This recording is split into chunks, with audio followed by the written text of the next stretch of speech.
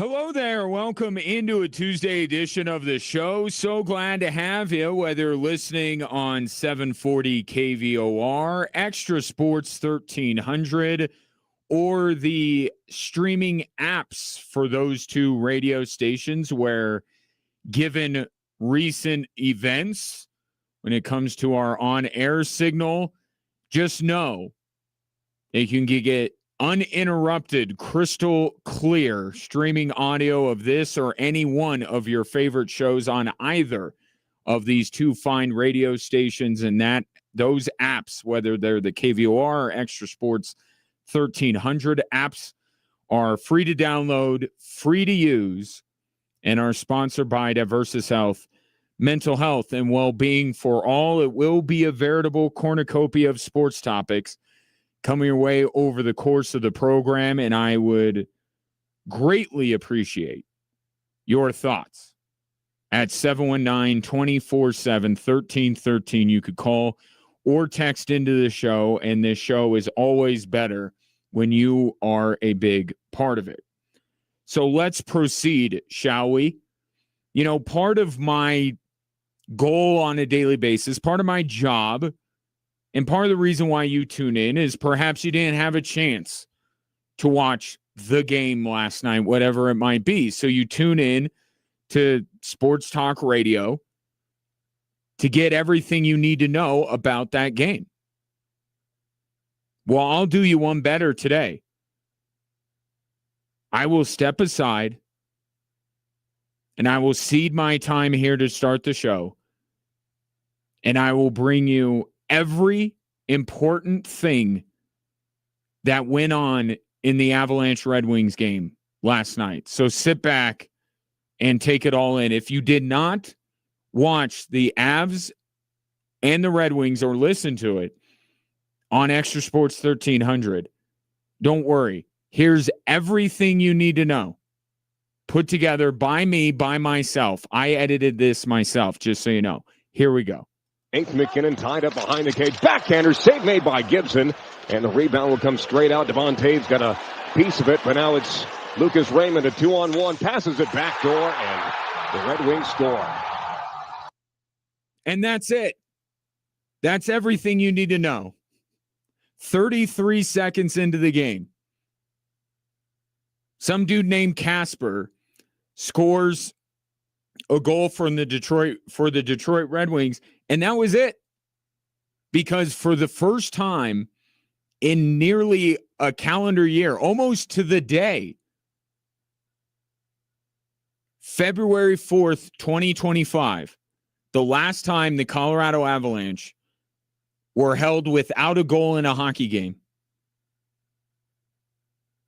And it happened last night. 2-0 ended up being the final score. So I guess I really built myself up there, and I didn't bring you the second goal. But really, you don't need it. You don't need it. That was the extent of last night's action. So now you don't feel like you missed out on anything. So it is clear now, and you don't have the full picture on Saturday, because after Saturday's game, also against the Detroit Red Wings, could go one of two ways. Either the Avs are back, the Avs are right. Nathan McKinnon scored 2 goals in that game. He was once again a tour de force, which he hadn't been for about the last half a dozen games. Avs blow out Detroit in Motor City, and it goes one of two ways.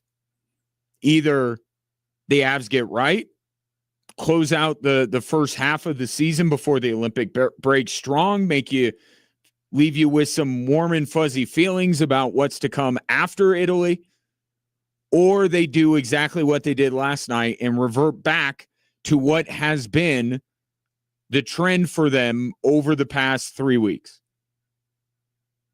as they are now 5-9 in their last 14 games. The reason why I chose that time frame was that was every game after and including when they lost Gabriel Landeskog. When Gabriel Landeskog lost an edge and fell into the Panthers' goal, everything went bad after that. And Gabriel Landeskog's absence, I've noted, has been, I think, a big reason why the Avs have struggled.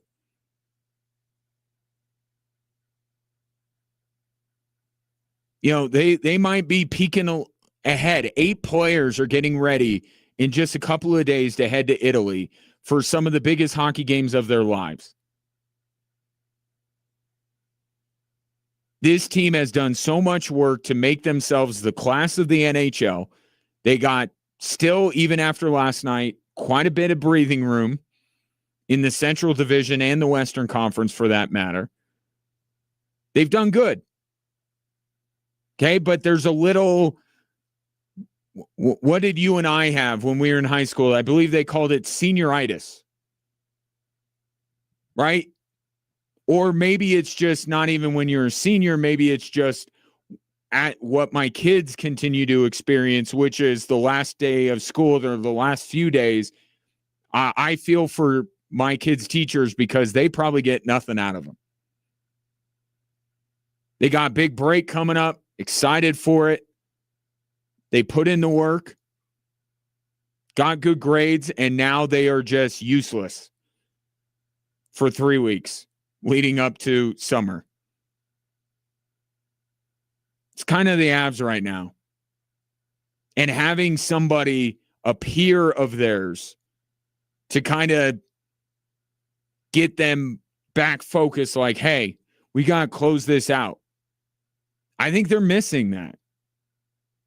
It's not to say that they're devoid of leadership without Gabriel Landeskog, but it's hard not to look at before Gabe got hurt and after Gabe got hurt and go, there's something here.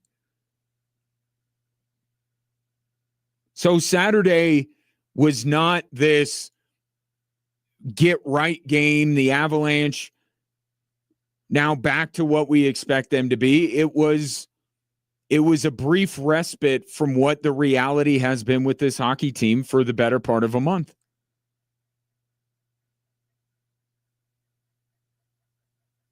Now, in the more micro, why did they lose that particular game?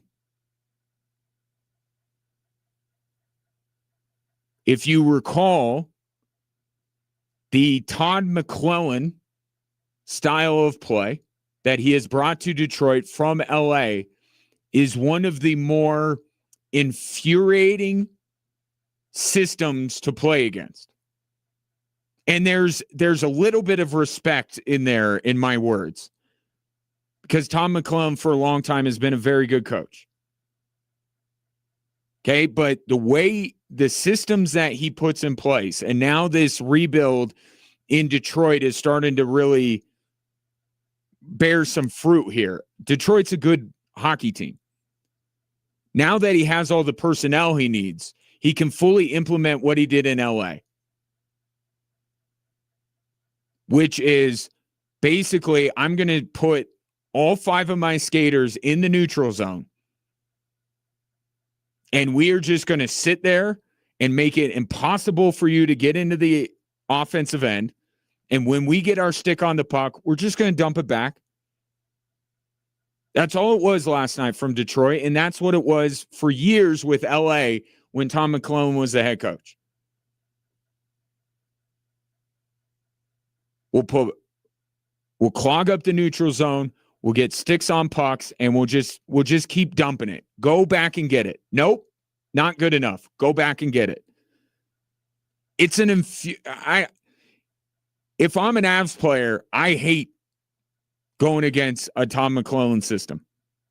And again, respect. But at the same time, it is not the most aesthetically pleasing brand of hockey.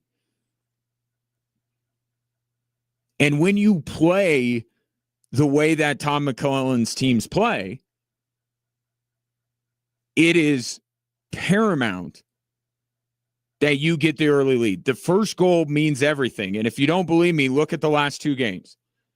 Avs score first, Detroit never scores, and the Avs win going away. Last night, 33 seconds in, Red Wings score, and Avs have a heck of a time the entirety of the night trying to do anything. I believe they only had like 21 shots on goal. And it's probably, if we want to delve deeper on the Detroit part of this or the Todd McLellan part of this, it's probably also part of the reason why McLellan maybe never didn't really taste as much victory in his time in LA, because when you are so dependent on getting that first goal, if it doesn't happen and things can go so wrong for your team after that, it's a tough way to live. And now, credit to Detroit, more often than not, it works.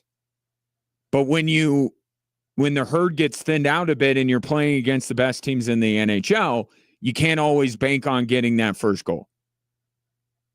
And that's where the teams that have fallen short, what's kind of happened to them. But that's the last two Avs games. Avs get the first goal, no problem whatsoever with Detroit. They don't get the first goal, and they got a big problem with Detroit. So it was a frustrating game towards the end of an incredibly frustrating stretch of hockey if you're an Avalanche fan. Now, one guy that's not going to show as much frustration as you and I would be Jared Bednar. Here's him explaining the loss. We weren't at our best, but I think they competed hard. They defended hard. We made some mistakes here and there, and we had to grind for our chances tonight, big time, right? And so there wasn't a lot of them. I didn't think either team had a lot of chances, but it was, it was tough sledding out there tonight. So I got to give them credit. They checked really hard tonight. And Jared Bednar is one of the best coaches in the game. The fact that he is not on John Cooper's staff for Italy is stupefying. And we talk about it every year, how Jared Bednar, why is he in consideration for the Jack Adams? He's absolutely one of the best coaches in the league. And you can have faith that he will get this figured out, because the Avalanche, he has helped build this franchise from the rubble that they were left in when he took over, and helped build them into a Stanley Cup champion. And that's why I keep stressing that let's see what happens after Italy. Okay, Avs are going to Landeskog skated the other day, wasn't available last night, may play tomorrow night against San Jose. No official word on that, just kind of a gut feel that he might be there. Marty Necas was out last night. Jared Bednar said both of them will be able to compete in the Olympics, which means, barring something unforeseen, that both of them would be available and ready to rock when the NHL season resumes. They'll be healthier. They already got Taves back. They'll be healthier. They won't have that, or the light at the end of the tunnel, if you will be the Stanley Cup playoffs. It won't be the Olympics. And I would expect you get a more locked in, focused, higher performing Avalanche team. I do expect that. And Jared Bednar being able to push the right buttons is part of that reason. But this has been a really rough stretch. But here's the thing I'll say about Jared Bednar. When things are going well, the way he is, cool, right? Cool as the other side of the pillow, right? When things are going bad, it adds to your frustration if you're an Avalanche fan. Because you're like, get mad. Call out the team. You want a little a little Michael Malone in Jared Bednar. It's not who he is, but every once in a while you would like to see a more animated Jared Bednar. And that's as animated as he got all last night. Right? Not calling out the players. And he's not afraid to be critical. But it's a very calming tone from Jared Bednar. Like, it'll be okay. And again, you should have confidence that it will be.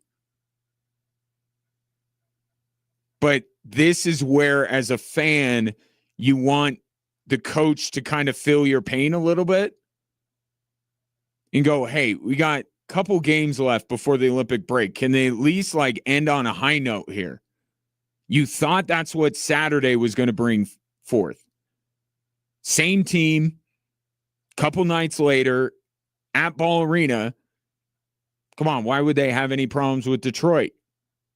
And then they got San Jose coming up. Much improved team, but Avs are way better than them. A chance to go out winning 2 of their last 3, which is still possible, but performing very well to close out this part of the season strong and make you eagerly await their return after the Olympic break all the more. Right now, they just look like a team that needs this break, even though they're still playing hockey.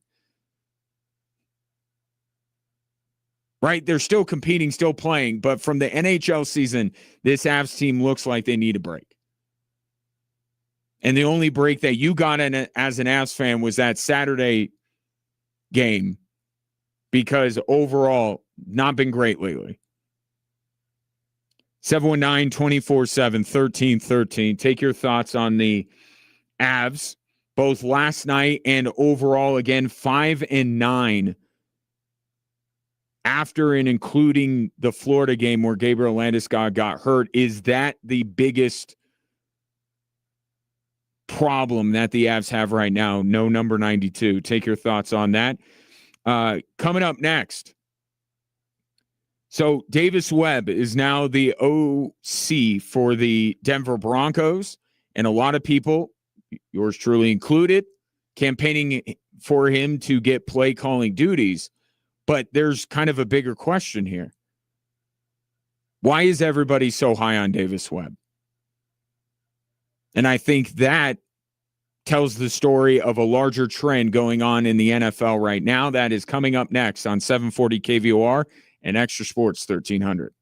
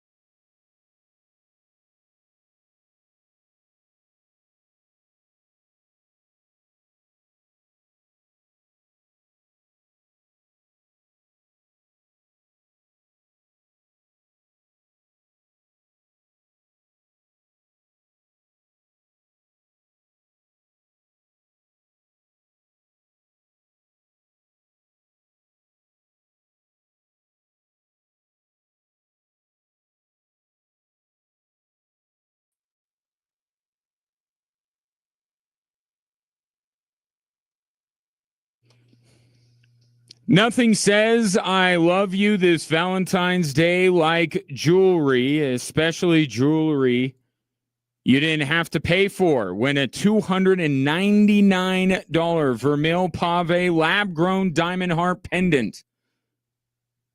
Don't worry, it's really good, is why I'm not a jewelry expert either, but it's from the fine folks at Louisa Graff, who are the best at what they do.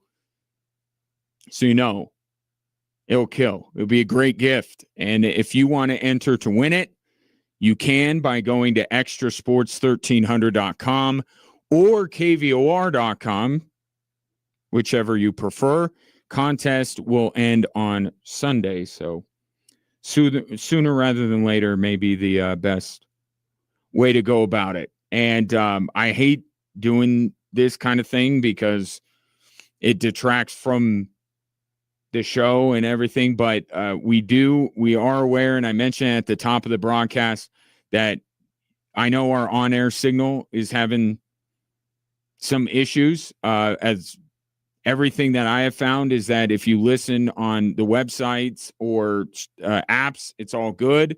But we apologize. Our engineers are the best, and they are trying to get to the bottom of it. So in the meantime, we sincerely apologize for the inconvenience. And it's not just, my pregnant pauses that I have become somewhat famous for. No, it's our signal dropping out. So bear with us. We'll get to the bottom of it. I assure you. So with that, Davis Webb, now the offensive coordinator of the Denver Broncos, and already people like me are saying give him play calling duties.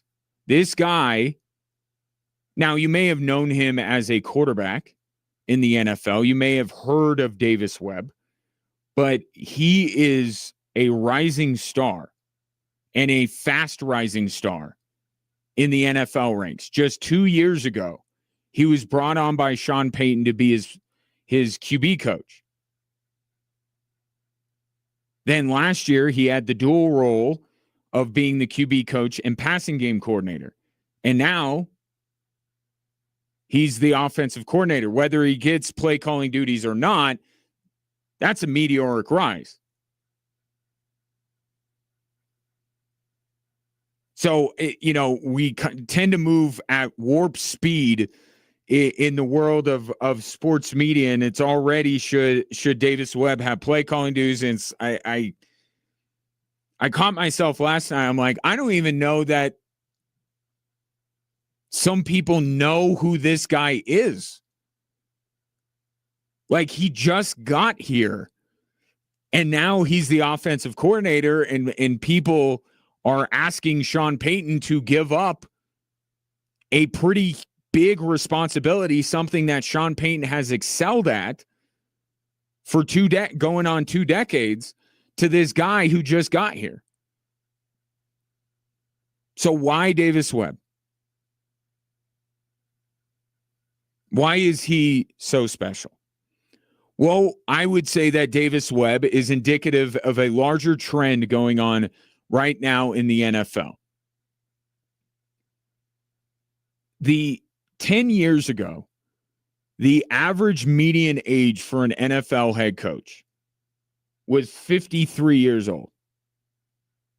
It is now down to 48. That's a significant drop in just 10 years. Now, losing a Belichick, not to pick on him, but Belichick, Carroll as well, helps that number out, but 2 does not completely sway it. Right? That is a significant trend toward, and I'm talking about head coaches. Okay, I know Davis Webb has now just been elevated to offensive coordinator,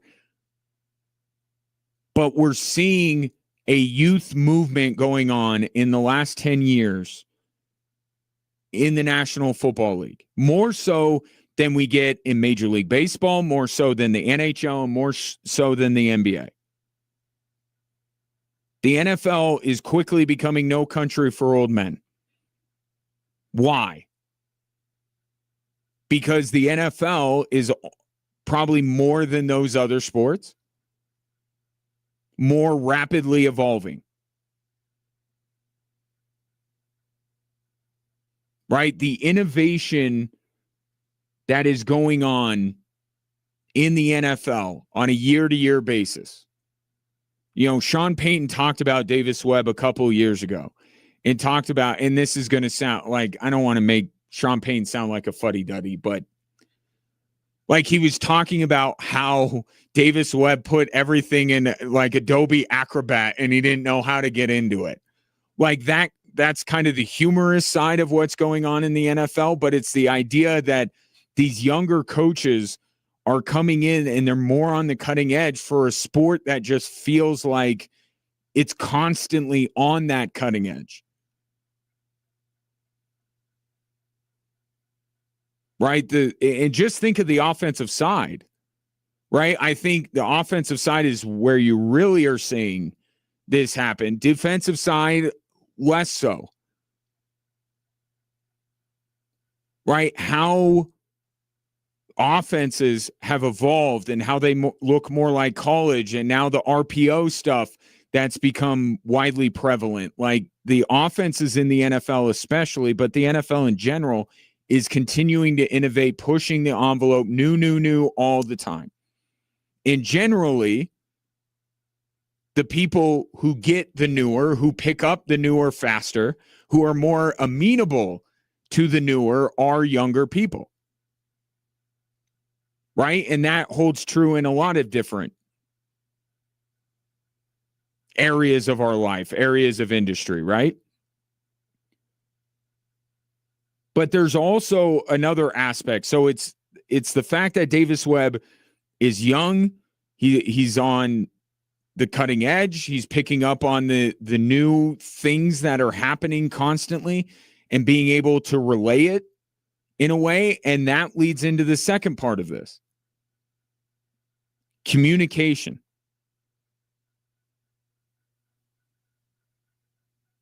More and more professional sports, because the idea that there is this boss-employee relationship, it's becoming blurred. It's not so much that anymore. It's more colleagues. You know, manager. That type of thing. But it's more of a relationship business in professional sports. And you think of the age of professional athletes, who is better to communicate with them than someone who is closer to their age? So it's innovation, it's communication, it's organization. And you could all put this under the Sean McVay effect. Okay, when Sean McVay was hired by the LA Rams to be their head coach, it was a watershed moment for the NFL that started them down this path. That teams are now deciding whether it's head coach, whether it's offensive coordinator, whatever it might be, we would rather be a year or two early on a guy and let him grow into it than be a year or two too late. Think about the number of teams that could have had Sean McVay but thought he wasn't ready, thought he was too young, and how they're kicking themselves today because they don't have Sean McVay. Now teams, that copycat league mentality that goes on in the NFL, now that it's worth the risk to quickly elevate a young coach that shows some promise, which Davis Webb has. Before Sean McVay took over with the LA Rams, only 6% of the head coaching jobs in the NFL were held by somebody with a 3 as the first digit in their age. It's now more than a third of coaches who are in their 30s. And that's just head coaches. Again, that's where the data is a little bit more available. That's where people have studied it. But it goes down throughout the ranks.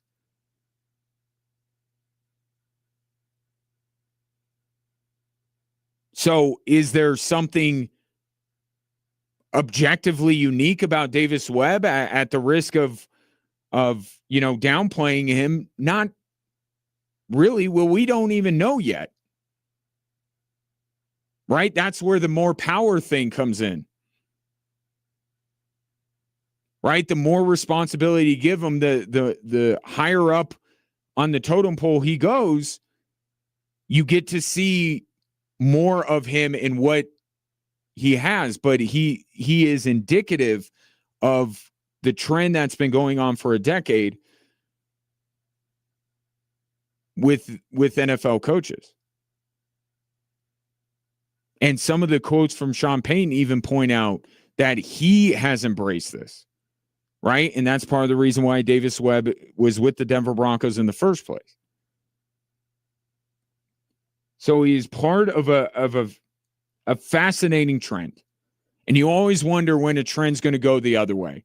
Is there going to be a critical mass here of too many young head coaches and teams will decide to go the other way? And maybe you've seen, the Broncos went with Sean Payton. The Raiders went with Pete Carroll to obviously very different results. But you almost wonder if it's going to turn the other way and teams are going to be like, wait a minute. I don't think it's right now because you have Mike McDonald, a very young coach that's leading the Seahawks into the Super Bowl. But teams want to get younger with their coaching staffs because it's the way it's going, but because they possess this skills to stay on the cutting edge and, again, to communicate. And part of what's behind people wanting Davis Webb to take more control over the offense and to call plays is his relationship with Bo Nix. Right? It's almost like good cop, bad cop. It's what goes on sometimes on the Broncos sidelines, right? You see it. Sean Payton and Bo Nix get into it a little bit. And then Bo Nix goes and sits on the bench next to Davis Webb, and they're kind of going through it all. And I got to imagine it's a very positive experience for Bo Nix. So part of it is, does Davis Webb have a little bit better, not to say that Sean Payton doesn't have a good relationship with Bo Nix, but is he limited in how good that relationship can be with all the other stuff that Sean Payton has to do? Davis Webb's the good cop. He's the fun uncle. And sometimes that can be dangerous, Nathaniel Hackett, if you give him full control of the operation. But with Davis Webb just calling plays under the watchful eye of Sean Payton, perhaps you see the combination of the two, his relationship with Bo Nix, plus learning under Sean Payton and having guidance from Sean Payton could really make for a dynamite combination that really unlocks the potential of this Broncos offense. So Davis Webb is unique in a way because his rise has been even faster than some of these other coaches, but it is part and parcel with what is going on in the NFL. Better communicators that create better relationships with players who are closer to their age. And again, to be able to stay up on trends and be able to keep an offense on the cutting edge and even pushing the envelope if necessary. So regardless of whether him calling plays is where you're really going to see it, but even him getting elevated to offensive coordinator, he's going to be more noticeable. He's going to have, I think at the very least, he's going to have a louder voice in the room. And we'll see if his star keeps rising because he already got interviewed for 2 different head coaching jobs. Maybe part of the reason why Davis Webb needs play calling duties is because He's not long for the Denver Broncos. At some point, he's going to go and take another job somewhere. So you want to maximize what you have in Davis Webb. But it's going to be interesting to see how he fares in this new role, even if he doesn't get all the responsibility that I and others think that he should be getting. Take your thoughts at 719-247-1313. Coming up next, why the biggest story of the Olympics in Italy just got bigger.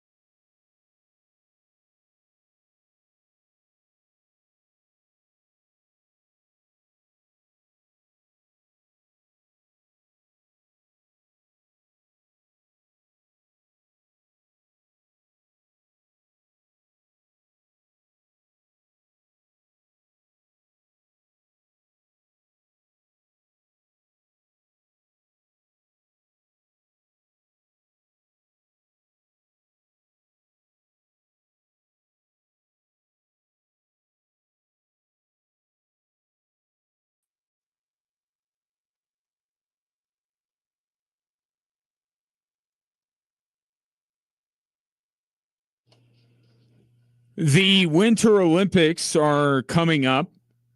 Opening ceremonies on Friday.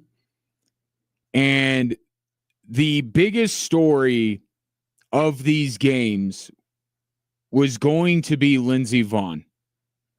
At 41 years old, coming out of retirement or semi-retirement. I don't know if she has to like turn in papers like you do in the NFL. But we thought Lindsey Vonn was done. And she decided that she was going to make a comeback, and she won a downhill title a couple months back. And it's all systems go for the comeback tours of all comeback tours.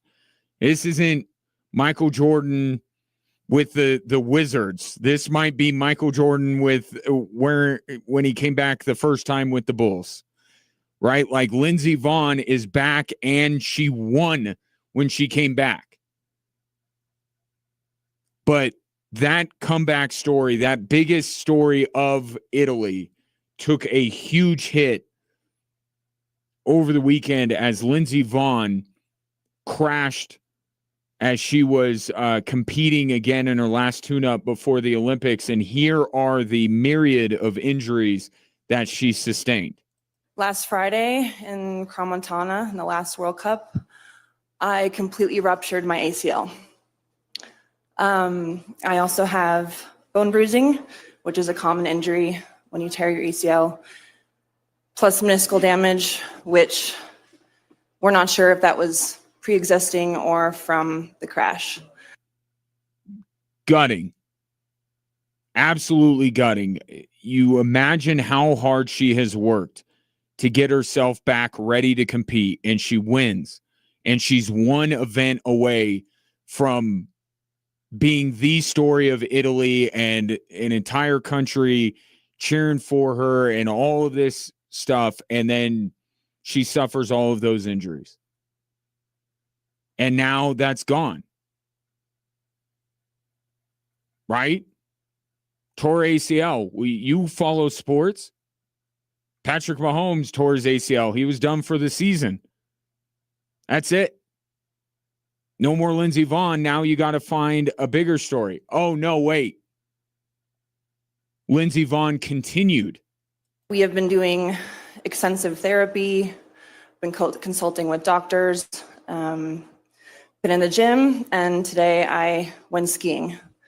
And considering how my knee feels, it feels stable. I feel strong. My knee is not swollen, and with the help of a knee brace, I am confident that I can compete on Sunday. This is wild. What Lindsey Vonn is attempting to do, forget about her age. Her age is now, no one even cares. 41, 31, 21, it doesn't matter. She's going to compete in the Olympics with a torn ACL. This is for sports fans, this is unfathomable. ACL, you're done. That's it. Again, I brought up, Patrick Mahomes, but you could bring up any number of athletes. When they tear their ACL, that's it. That's all. Season over. We'll see you next year. But therein lies why Lindsey Vonn is going to do this. Because for her, there is no next season. There is only Italy. That is it. She's done after this.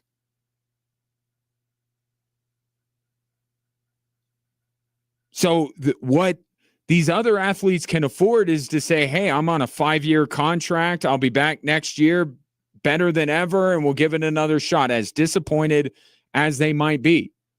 For Lindsey Vonn, this is it. This is what makes the Olympics so unique and so special, is that these athletes grind for 4 years to have their one moment in the spotlight, to be able to compete among the world's best on the biggest stage. Think about if Sunday's Super Bowl was only held once every 4 years.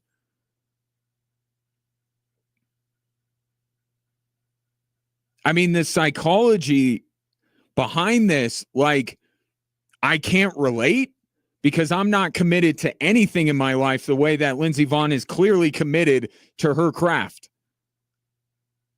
But the psychology to understand what these, and I've interviewed Olympic athletes, it's unlike any mindset that you get because they grind away doing all of this stuff really without a lot of fanfare just to have this one shot. And could you imagine being right at, pardon the pun, the finish line before you go to compete and you get hurt?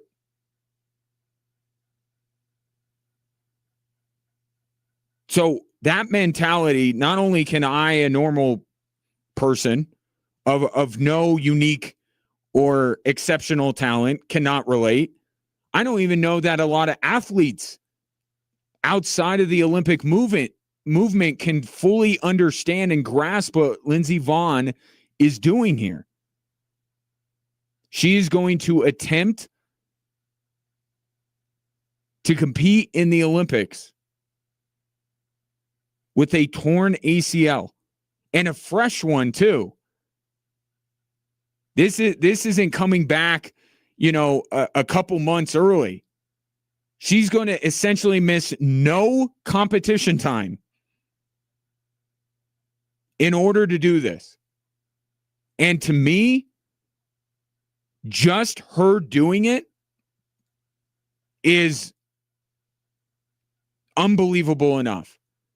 I think the worst thing that any of us can do as the Olympics begin this weekend is to be like, well, if she doesn't medal, it's a failure. Are you kidding me? Lindsey Vonn completing a race is close to like winning a medal. Like in her own way, it kind of is. I mean, she's still going to be the biggest story. And whether she finishes 4th or 14th, we're all going to be watching and cheering her on. So in that way, not much has changed. But I don't recall ever seeing this. An athlete try to do this. And Lindsey Vonn's doing it at 41 years old because this is it for her. It's remarkable.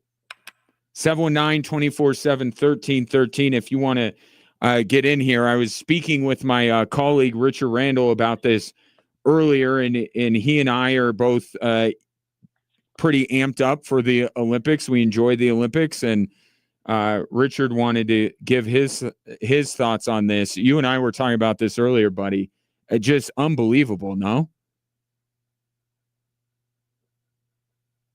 Oh, did I not have Richard? Oh, bummer. Maybe we could get to him next hour. Call back, Richard. But him and I were talking about this in the hallways here earlier, and it just never seen. Let's try this again. Richard, you there? Nope, still not. Dang it. Well, we'll get it. We'll get it figured out. I mean, we got a bunch of issues going on here, but I'll open it up if you have your thoughts. But this is, I don't think we've seen it, and it look, it's fresh. And look, I heard the news. I didn't know that she tore her ACL. Right? I know she got hurt, and I thought, well, she got hurt. She's obviously going to push forward.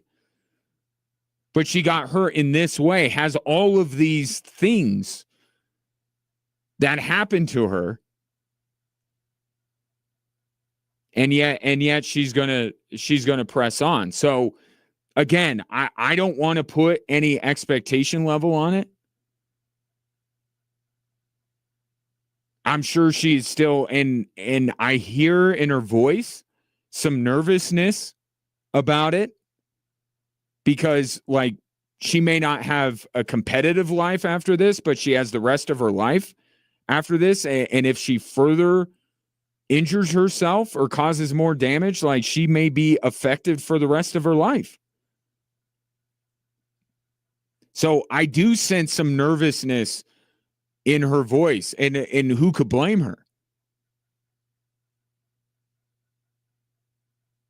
But I also can sense how much she wants this.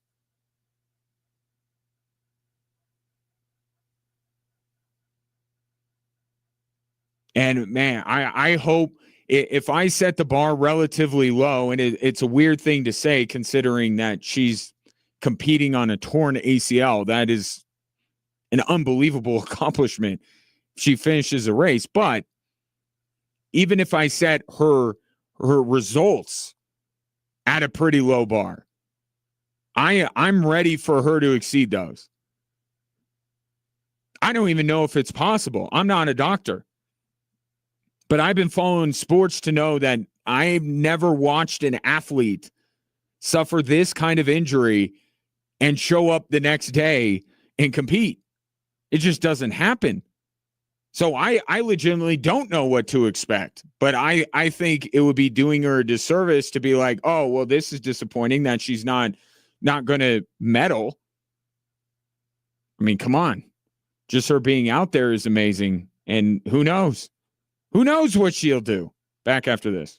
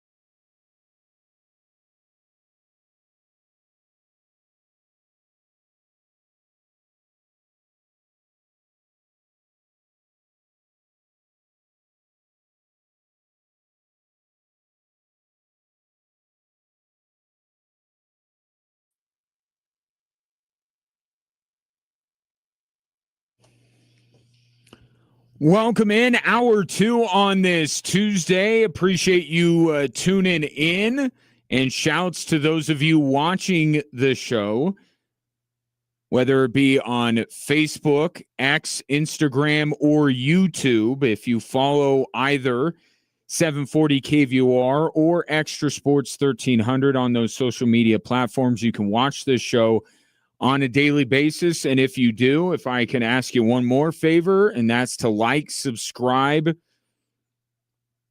and if you want to drop a comment, that'd be the best thing you can do. And I'll get to it as we move through the course of the program. Of course, there's a more traditional way to interact, especially for those of you who are listening to the show, and that is to call or text in at 719-247-1313. Of course, coming up on Sunday is the Super Bowl, and you can hear that game on both 740 KVOR and Extra Sports 1300. But I have a question, and it's a question that I can only pose given the recent circumstances. It's been a while since the Denver Broncos have been on the cusp of playing in a Super Bowl, but did not get there.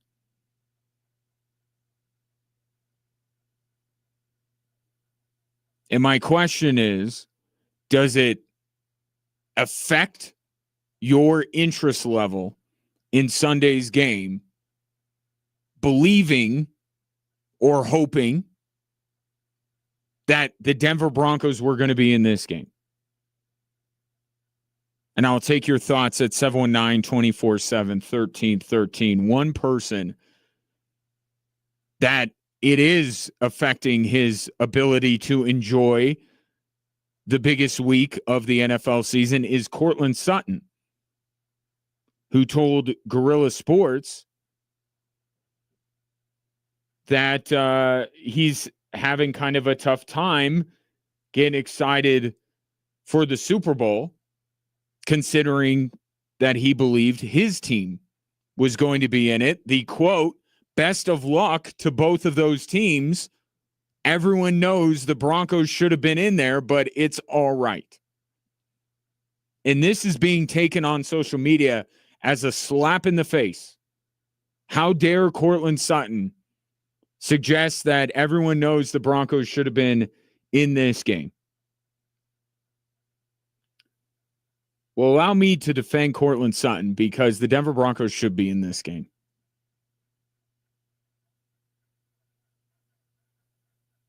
They should be. The 4th and 1, the Jared Stidham backwards pass. Egregious errors that if they are not made, we're talking about the Broncos playing in the Super Bowl. They should be in this game. But where I think people are misconstruing what Courtland Sutton is saying, and I get it, it sounds like he's being a sore loser.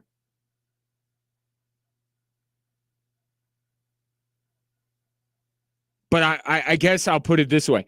I would hope that Courtland Sutton, behind those comments, understands that while the Broncos should be in this game, they don't deserve to be in this game. And I think there's a difference. Because a team that makes the errors that the Denver Broncos did in the AFC Championship does not deserve to go. The New England Patriots were the better coached, more disciplined football team in the AFC Championship, and thus they deserved to win that football game, and they deserve to play in this game. But yes, the Broncos should have been, because they have built their entire identity this season around other teams, the teams they play being the ones that make the bad play calls, that make the bad decisions, that make the huge errors that cost them the game. That's what the Denver Broncos have been all season. And for them on the biggest stage of the year to not be that team, it just adds to the frustration. And you heard it in all the post-game comments from players and coaches alike. They have played a 17-game season and a playoff game far more often than not, being the team that would not make those mistakes that you would look back on a Monday and be like, what in the world were they thinking? What in the world were they doing? The Broncos were the beneficiary of teams making those decisions and making those mistakes all year long. And if they did it one more time, they would be playing in this game.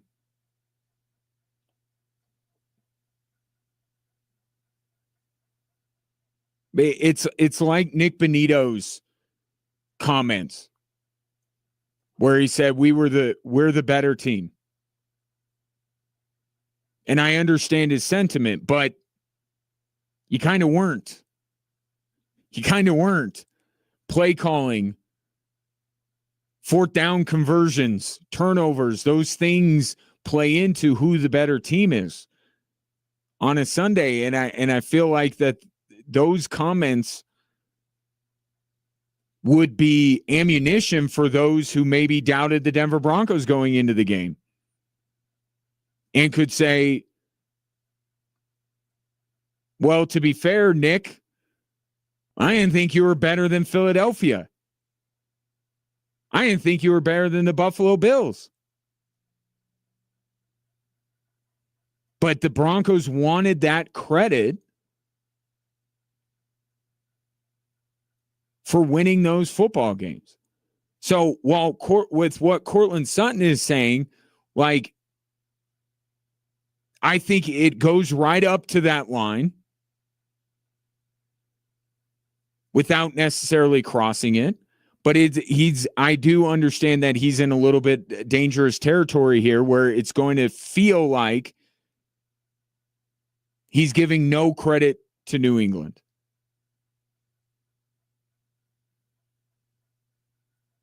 And you know what? Maybe he's not. Maybe he is being a sore loser. Now that I'm thinking about it, you know what? The internet's reaction, I don't think is that far off base. But what he is saying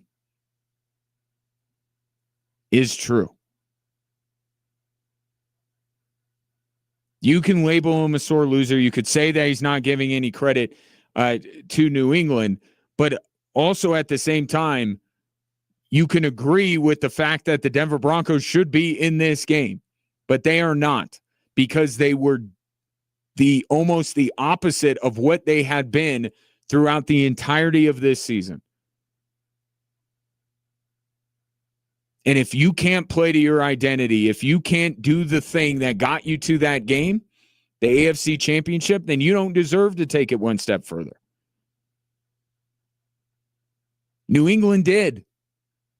And look, New England was a team that many people call them the East Coast Denver Broncos, because there are a lot of people poking holes in the resume of the New England Patriots.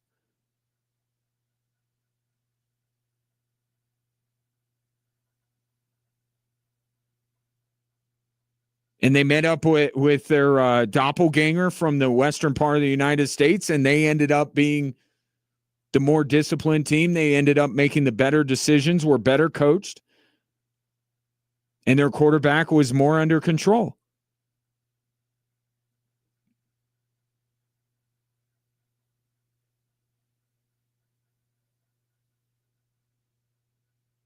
So you can label Courtland Sutton how you see fit, but he's not lying.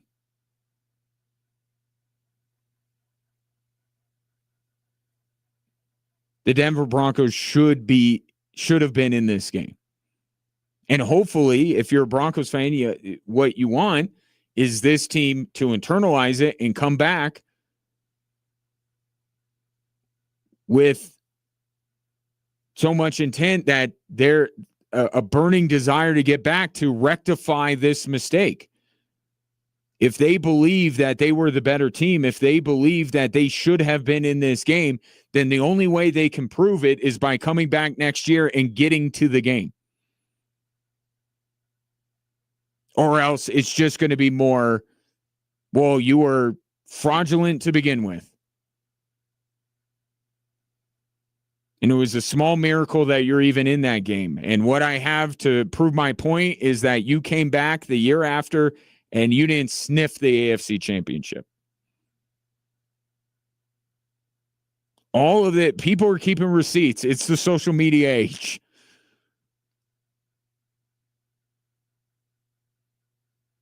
I'm sure the Broncos don't care right now, but down the line, people are going to bring up these videos and these clips and say, remember when the Denver Broncos felt like they were better than the New England Patriots? That they should have been in this game? And now look at them. But the question, the bigger question that I am posing here, as a Broncos fan, or if you're a Rams fan, will apply to you.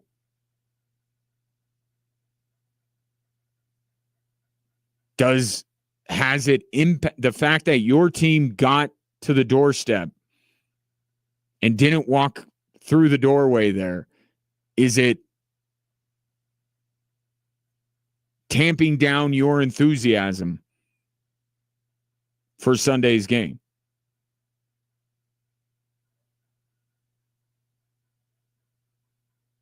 I would imagine it does. And I wouldn't blame you at all for it. But even beyond Rams fans and Broncos fans and Cortland Sutton, who believe that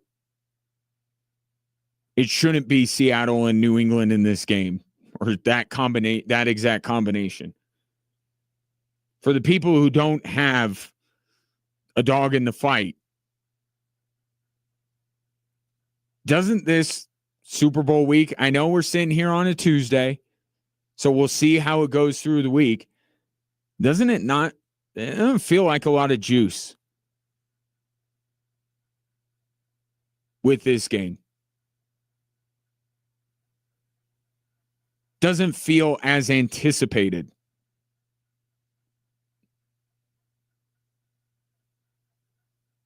And I'll take your thoughts on that. And I have a theory, if I'm correct,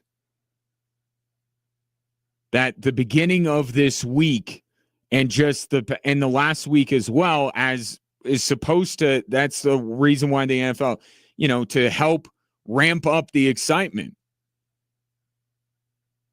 to get people to anticipate this game. I don't know that it's been that way.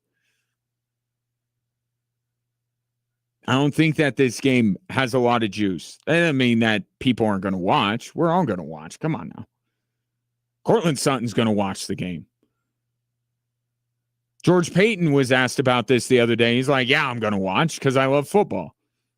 Yeah, we'll watch on Sunday, but the normal getting hyped for it, talking about it on Monday and Tuesday and Wednesday, what are you doing for all this kind of stuff? I don't know that there's as much of it, and maybe it's just where I'm located in the country because of the Broncos effect and the fact that they're not in it.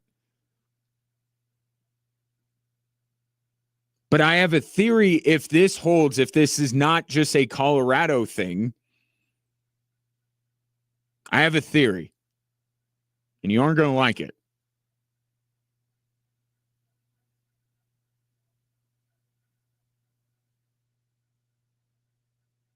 I think the Super Bowl, we're talking about 2 weeks here, 2 weeks of hype. That's a lot of hype. Having a villain is a great way to generate enthusiasm for the matchup, anticipation, hype, to have a villain. And I'd be saying this if it were, 10, 15 years ago, and we were in the midst of the New England Patriot dynasty. The Patriots were there was an emotional attachment to that team, even if it was a negative emotion. The anticipation would be, I can't wait for those cheaters to get beat on Sunday.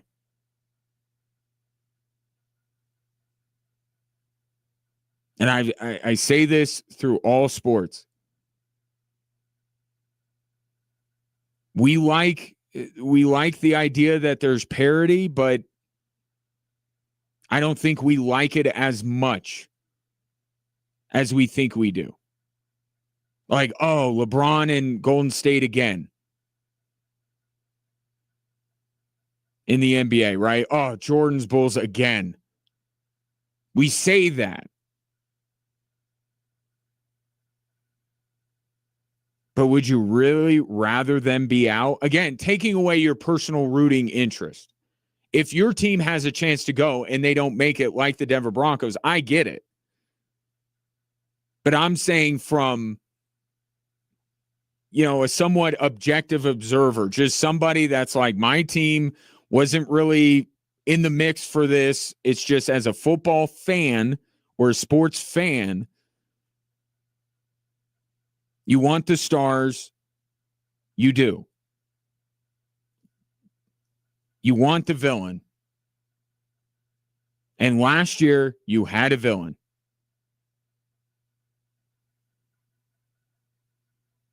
And you had greatness. You had a great team that was also the villain, just like the Patriots were before Kansas City, just like, LeBron has been in the NBA, or maybe you're on the other side and you're rooting for LeBron against the Golden State Warriors. None of this means that Sunday's not going to be a great game. It could be. And I think the potential of New England winning and what that means for Drake May to catapult him into stardom, I think that is something that would be good for, I think, the NFL moving forward, that they have another star in Drake May, another player that you know. So this is not, all I'm talking about is the week leading up. Day of the game, the actual game, I think that there's always a healthy amount of anticipation, a good amount, because it's Super Bowl Sunday. It's a national holiday. And this game on Sunday could be a good one.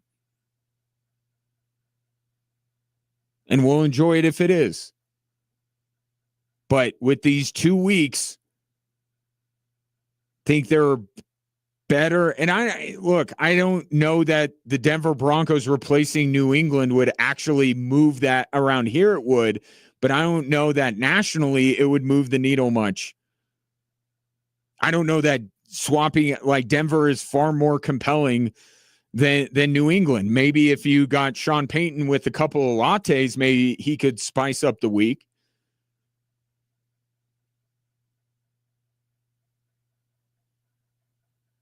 But I just think, especially in the NFL world, because for most of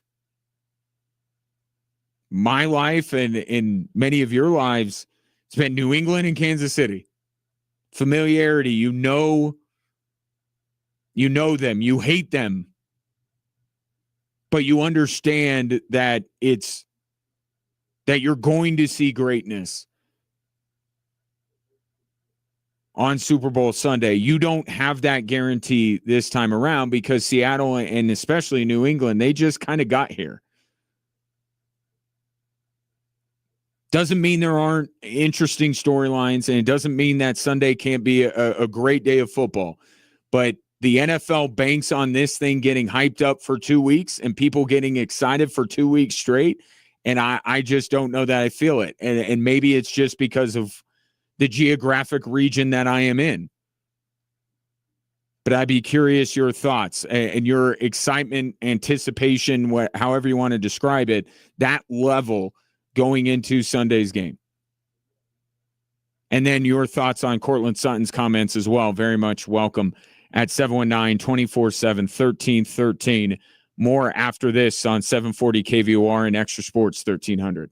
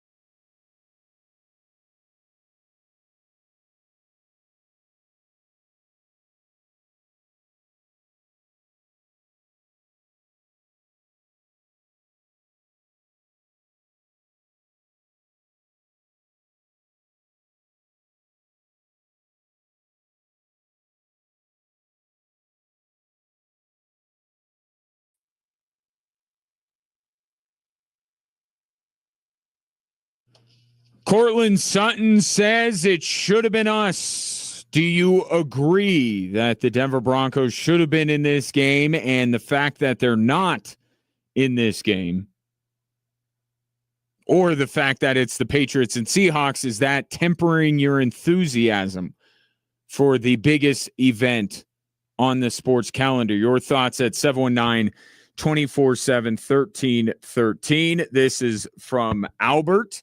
Says, old saying, if wishes and nuts were candy, and if wishes and butts, thank you. Did you have the update to your iPhone as well? My iPhone, I can't spell. It's auto-correcting everything that I'm doing, and it's auto-correcting everything wrong. Let me try that again. Old saying, if wishes and butts were candy and nuts, then everyone would have a Merry Christmas. Broncos lost, less hype because of the deflating air around here, but I, along with most everyone else, will end up watching the game on Sunday. And that's the point I'm making. All I am talking about is the anticipation level, right? Like on this radio station, other than the hours that I'm on or the hours that we have, like the Frank Serratori show or a Nuggets game or an Avalanche game, it's all going to be from Radio Row, Dan Patrick doing his thing and Jim Rome and all of these guys. And part of it is about hyping up the game. Everyone's going to be giving their predictions and all that kind of stuff. And I think that, for a variety of reasons, has taken a little bit of a hit with this matchup. But I'm with you, Albert. I'm watching. I've talked to my boys. We're locked in. I'm getting the spread and we're watching the game. There's a difference, I think, between the 2 weeks leading up to and the day of and the game itself. We're going to watch. We're going to watch, and we're going to hope it's a great game. But the NFL kind of banks on you getting excited about this for 2 weeks. And I don't know that this matchup, for whatever reason, is,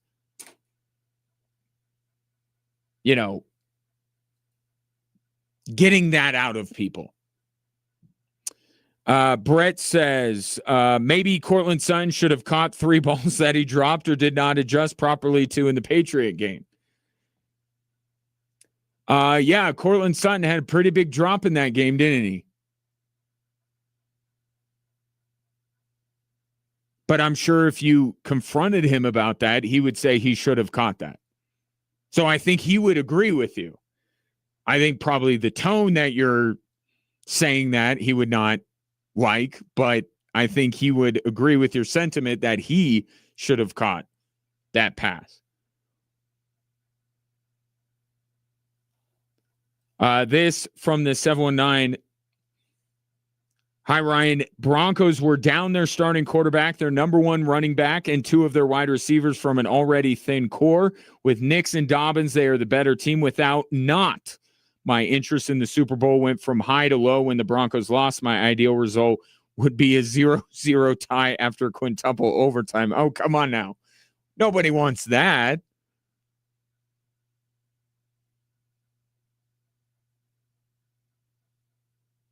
But that brings up another question. Your rooting interest. If you get beyond, if you're one that says, you know what, I'm going to watch the game. It's football. It's the Super Bowl. Come on, I'm going to watch it. Are you pulling for Seattle? Are you pulling for Seattle, or are you saying, hey, if the Broncos are going to lose to a team, that team better darn well win the Super Bowl?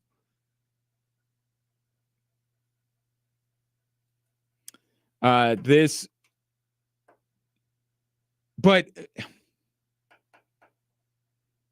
I think there's a difference to your text. I think there's a difference between, who the better team was and who should have been in the game, or it made it to the Super Bowl, like with the mistakes that the Broncos made. And yeah, one was on Jared Stidham, but one was on Sean Payton. And the one on Sean Payton started all of this. was the first domino to fall in a series of dominoes that led to the Broncos losing that game. So, okay, the Jared Stidham turnover, certainly, and that guy shouldn't have been in that position, right? Because you hope Bo Nix didn't break his ankle and all that. But, I mean, to Brett's point, Courtland Sutton dropped a pass. Von Miller says that he would have gotten to Drake May on the quarterback bootleg. So Jonah Ellis, at least in Von Miller's mind, should have been able to make a play there to give the Broncos a chance to win. Like, I think on paper, with the injuries, to your point, yes, you could say that the Patriots were the better team going in, and they were the better team because they were more well-coached and they made more plays. But I do think that Courtland Sutton is right when he said, if you watch that game, it's hard to be like, no, the Broncos shouldn't have been in that. Their mistakes were so egregious that you're like, I think you would agree with Courtland Sutton's sentiment. The problem is Courtland Sutton probably shouldn't be saying this because it makes him a target and it makes him seem like a sore loser. Donnie says the Ravens should be in this game. Until they are, I don't get hyped. There's no juice this year for me because of the halftime show. I'm not looking forward to that. To not get into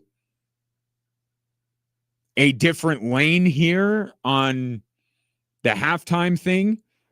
I was just talking about this with a colleague of mine today. I gotta say, like the LA Super Bowl when it was Dr. Dre and Snoop Dogg and Eminem, that might have been the jumping of the shark. I may not actually fully enjoy another halftime show again because I'll always have it in my mind, well, I don't see Eminem.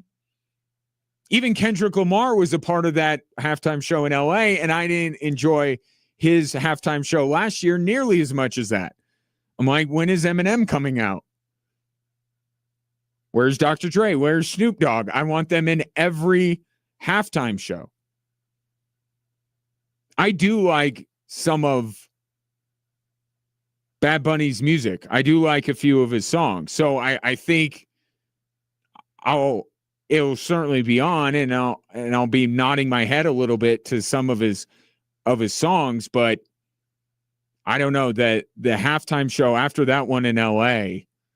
But that's tough because the nostalgia, right? Like when Prince performed, like he had an unfair advantage. He had Mother Nature on his side and that one, but it's like nostalgia. And maybe that's what the Super Bowl halftime show should be. They think it should be the artists that are hip and now and there's no doubt about Bad Bunny's a major star. But maybe that nostalgia is actually what makes these halftime shows great, at least for me. Because I used to be like, oh, here comes another, old. And I like The Who's music, but like when The Who performed, I was like, okay, it's The Who, it's an old band, whatever. And then the LA Super Bowl came around, and I'm like, oh my God, I have become the very that I only want the performers that aren't now and are from my day. I don't know. There's a good argument there. Is the best way to go about it with the Super Bowl halftime show to have the biggest artists in the world now, or is it to go back? Regardless of the genre of music, and I know that's going to certainly impact people's eagerness to watch. But just like if you're going to do a rap performance, like make it Dr. Dre and Snoop Dogg and Eminem. If you're going to make it rock, maybe like I know a lot of people wanted Metallica, given their ties to that area.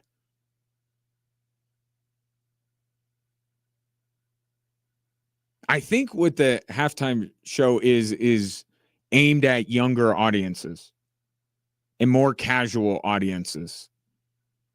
I think that's the main purpose. So that's why they do, Kendrick and Bad Bunny. They want to grow the popularity of the game and the game itself and the sport. I want the nostalgia. That's why I've realized. And there's no nostalgia for me watching Bad Bunny, even though, like I said, I like a few of his songs, and I hear that he is a phenomenal performer. But like people put the Bruno Mars halftime show up among the best. I'm like, I mean, I know he's supremely talented. He's coming to the Air Force Academy. Everyone's going crazy. I'm like, not my thing. Not that his music isn't my taste in music, but I like the nostalgia. I got to take a break. A few more texts, and I'll get to those. Your anticipation level for the Super Bowl, is it diminished because of the matchup we have, or is it because the Broncos were one step away from being one of these two teams?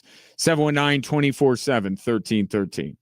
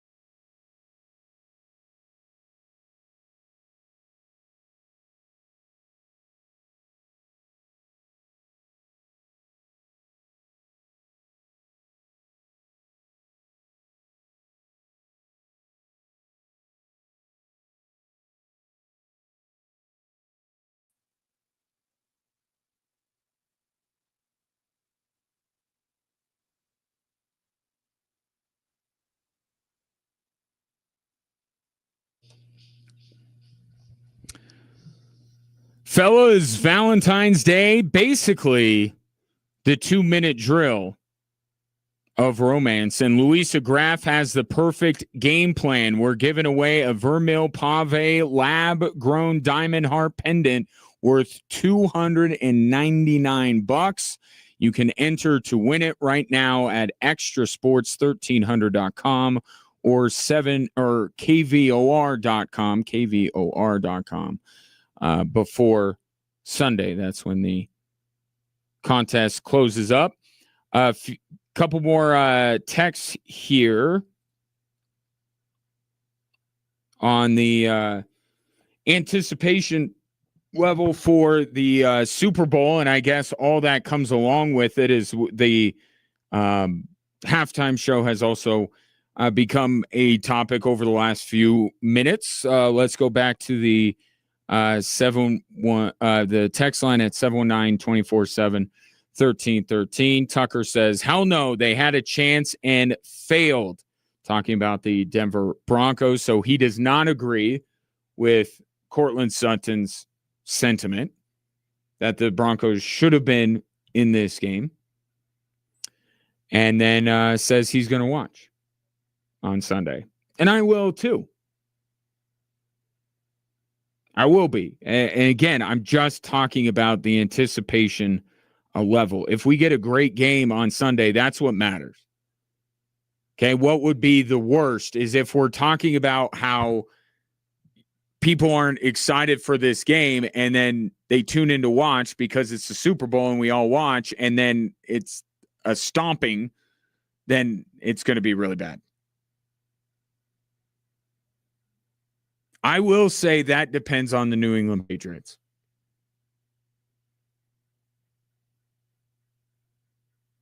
Because I don't see a scenario in which New England blows out Seattle. But I can see a scenario in which Seattle blows out New England. So if New England's on their game and they play well, maybe they win, maybe they don't, but we get a good game. And that's ultimately, in the end, what I want. This from the 719, Bad Bunny is going to be in a dress. No thanks. Do we know that? Do we know that he's going to be? And then this is a text from the 719. You can watch halftime show on a different network, the Turning Point USA one. It's Kid Rock and some other performers. Here's the thing, though. I saw those perform. I don't like any of them. So here's what I have decided. Okay, two things I have decided when it comes to me and the Super Bowl halftime show. One is that I am incredibly picky. Incredibly picky. The NFL rolls out these global superstars that have 8 songs in the top 20 in the country right now. And I'm like, nah, not for me. So I am incredibly picky. Now, I can appreciate the performances. I can appreciate the music. But I've realized that my tastes are very narrow. And neither Super Bowl halftime show really gets at my taste when it comes to Super Bowl halftime shows or music in general. Again, I could say the same thing for Kid Rock that I could say with Bad Bunny. I like a couple of his songs, but yeah, not somebody that I'm eagerly awaiting them performing.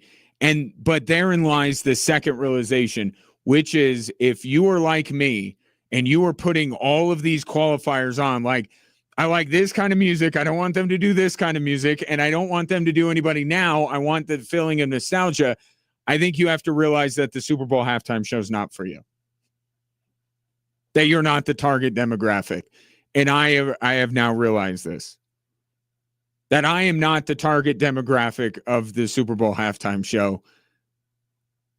But I will say that I'm the target demo of like Green Day. Me and my household very much looking forward to the pregame, isn't that when Green Day is performing? Is before the game? That performance, I'm in on. So I say all this, and I am realizing that I'm just not. I'm very difficult to please when it comes to musical acts performing at sporting events. And I've also realized that the NFL is not really doing this for me, but every once in a while they do. It does. The stars do align that they get the general public, they get the youths of America and the world for that matter, because this is a global broadcast. And then they get me. And that is, and I know for a fact that whenever that happens, after that LA Super Bowl, Roger Goodell went into the NFL offices in New York and said, guys, we got Ryan this year. We got him. We don't always get him. We got him when Prince performed.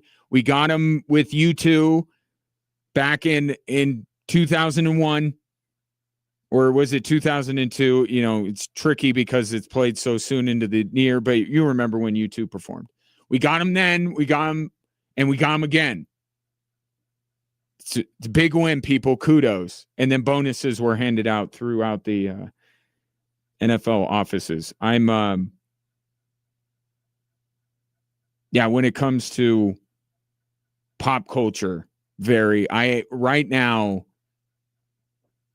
I have many different people urging me to watch particular shows, 3-4 different shows. And I tell them all no. Why? Because I have very particular. Okay. Is this show that you're pitching me, is this a Seinfeld rerun? No. Is it an Office rerun? No. Is it I Think You Should Leave? No. Then I'm not watching it. I'm as you could tell, outside of this, huge, really fun guy to be around with my very narrow tastes. From the 719, football is football. Gotta love it. Looking for a great game, hopefully, but have a sneaky suspicion it's going to be a blowout, Seattle winning. Yeah, I think that those are the three. There are three possible outcomes for Sunday. Patriots win close, Seattle wins close, or Seattle wins by a blowout. And my first blush, and you heard me, I said going into the AFC Championship, I think the far two superior teams are on the other side of the bracket. Whether it's LA or Seattle, I think both of them are much better than Denver and New England. But here's the thing about the Super Bowl. It's kind of its own thing. It's its own organism. Okay, did many people expect Seattle to blow out Denver in that Super Bowl? Denver had one of the most ridiculous offenses that we've ever seen. And sure, we were debating Peyton Manning and the Broncos offense against the Legion of Boom, but we thought it would end up being a close game, a war of attrition, and it just turned into the Seahawks bludgeoning the Denver Broncos. So if this game were played immediately after, the week after, and if this were played, under normal circumstances, without all the fanfare and all these distractions and it being its standalone and halftime is 30 minutes long and all this kind of stuff, I'd be saying, yeah, Seattle's going to blow out New England.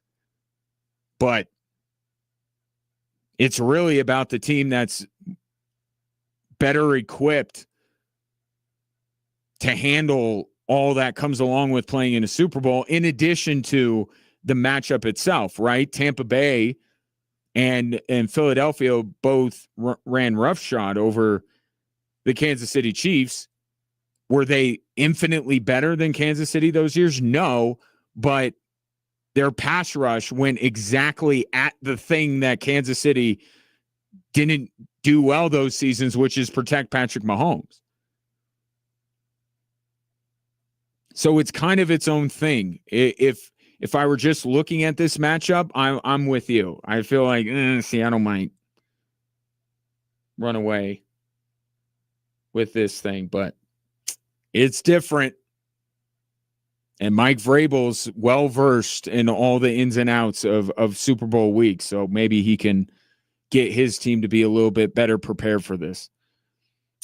This from the 719, the Broncos shouldn't have even been in the AFC Championship game, let alone the Super Bowl. So another dissenting opinion to Cortland Sutton, who says that everybody, I think he said everybody knows. Let me double check that. Everyone knows. So, Cortland Sutton, I'm here to tell you, you are wrong. Everyone doesn't, quote unquote, know that you should be in the game. But I agree that the Broncos should have been. This from Albert. What's the show you will watch, Albert? Real Big Fish isn't going to open for Social Distortion at a Super Bowl halftime. Yeah, I feel like, again, maybe, just maybe. I don't know about you, Albert. Maybe we're not the target demographics.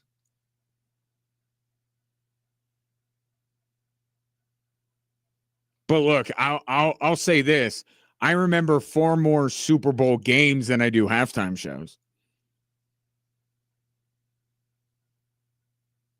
Right? I remember moments from the game more than moments from the Super Bowl halftime show. There are some exceptions, right? Prince, Purple Rain, the list of the victims of 9/11 scrolling behind you too. That one with Justin Timberlake. I do remember those things. So anyway, I am pinch hitting tonight for Jay Ritchie on the Air Force Hockey Coaches Show with Frank Serratori, so I got to head up there. Appreciate your patronage. Let's do it again tomorrow at 3. Shall we? Thank you.